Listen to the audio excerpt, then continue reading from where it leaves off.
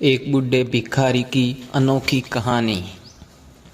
कहानियाँ नई नई सीख देती हैं। बच्चों में अगर ऐसे ऐसे संस्कार सींचने हो तो कहानियाँ सबसे अच्छा जरिया बन सकती हैं। आज की कहानी आपको थोड़ा भावुक कर सकती है, क्योंकि आज आप एक इमोशनल कहानी आपके साथ साझा कर रहा हूँ।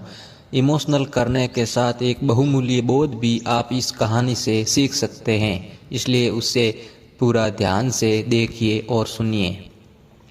एक बूढ़े भिखारी की अनोखी कहानी। हर दिन एक भिखारी दरवाजे के पास आकर भीख मांगता था और घर का मालिक हमेशा घर के बाहर आते ही उसे देखकर फिर जाया करता।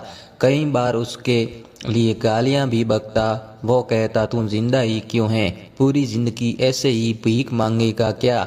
धरती का बोझ क्यों बना बैठा है? और कभी कभी उस भिखारी को गुस्से में वह धक्का भी मार दिया करता था। इतना कुछ हो जाने के बावजूद अधिकारी के मुंह से सिर्फ यही निकलता कि भगवान भगवान तुम्हारे पापों को माफ करे।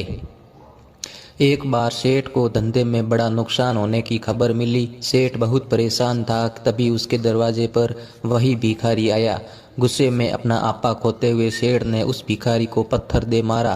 पत्थर लगने के कारण भिखारी का सर फूट गया। उसके सर से खून बहने लगा। फिर भी दर्द से कहराते हुए भिखारी ने इतना ही कहा, भगवान तुम्हारे पाप को माफ करे। भिखारी वहां से चला गया। सेठ सोच में पड़ गए। भिखारी को पत्थर मारा, फिर भी उसने सिर्फ प्रार्थना की। सेठ का गुस्सा शांत हुआ। शेर का मन शांत हुआ। भिखारी का रहस्य जानने के लिए सेठ ने भिखारी का पीछा करना शुरू कर दिया। भिखारी जहाँ जहाँ जाता सेठ उसके पीछे पीछे जाता। सेठ ने देखा कि कोई उसको खाना देता, कोई उसको मारता, कोई उसको अपमानित करता, कोई उसको गाली देता। लोग भिखारी के साथ चाहे जैसा व्यवहार करते, लेकिन भिखारी सबके लिए एक ही प्रार्थना करता, भगवान तुम्हारे पाप माफ करे।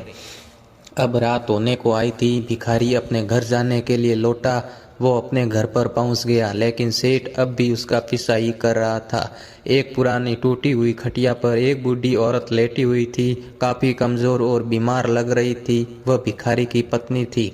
अपने पति को वापस आता देख वह खाट से उठ खड़ी हुई। पत्नी ने अपने पति के भीख वाले कटोरे में देखा, उसमें सिर्फ आधी बासी रोटी थी। उसे देखकर वह बोली, आज बस इतना ही मिला, और हाँ, आपके सिर से खून निकल रहा है, यह चोट कैसे लगी?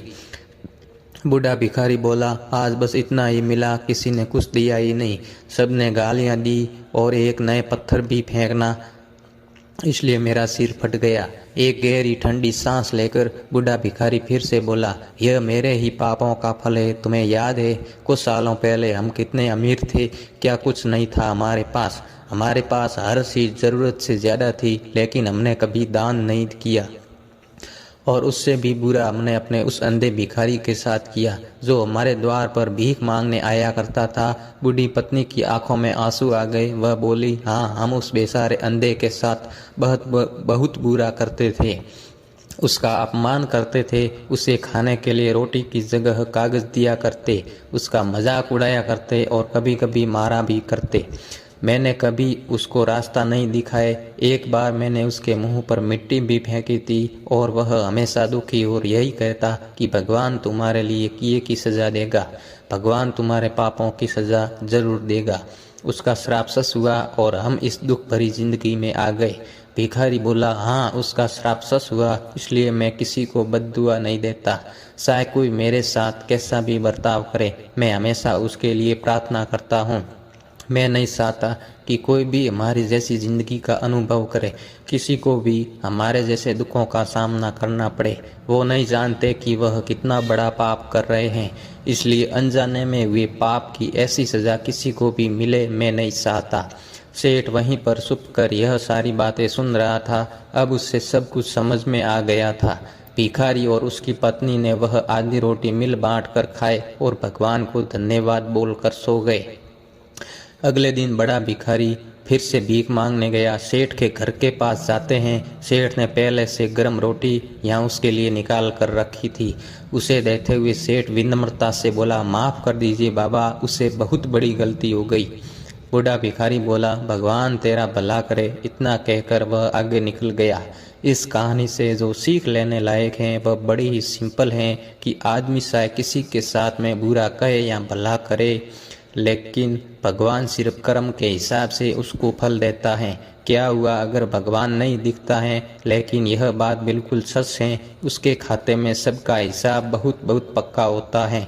इसलिए जब किसी के लिए कुछ भी करो तो अच्छा ही करो।